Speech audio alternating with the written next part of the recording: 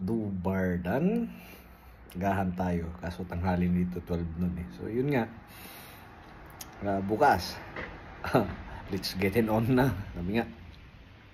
About naman sa pagkain, yung mga sangkap-sangkap medyo limitado. Pero yung asin, asukal, madali eh. Yung sitcher, yung asukal, sitcher, if tama ba pronounce ko. Yung sol, yung asin. Yung paper, black paper. Kung yun nga, yung mga gulay-gulay, gamit lang kayo ng Google Translate. Kaya yun, malaki tulong din yung Google Translate. So, regarding naman sa, dito daw yung tubig, naiinom direct from tap water, pero hindi ko pa trinay. 1 month na ako dito kasi medyo doubtful pa ako. Pero yung kape kong mainit, doon ko kinukuha yung sa tap water mismo. Pero yung iniinom kong tubig, medyo masakit man, pero kailangan ko mag-invest pa rin ng ng drinking water ko para sigurado lang. Iwas disgrasya lang ba. Sa mainit na tubig, okay naman, wala akong nakukuhan. So, yun. Sa pagkain, depende kasi yan eh. Yung may nare-renew. 12 noon na nga eh. May ting-ting na simbahan eh. So, yun.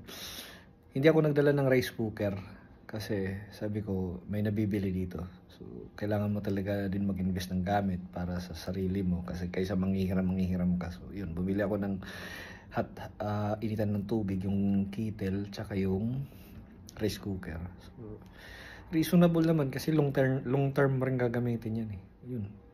Alas 12 nga dito. Kainan na. Dito sa local time ko. So, yun nga. Bigas, din ako nagdala. Kasi dito, mahanap mo rin talaga eh. Basta yun, payo ko lang.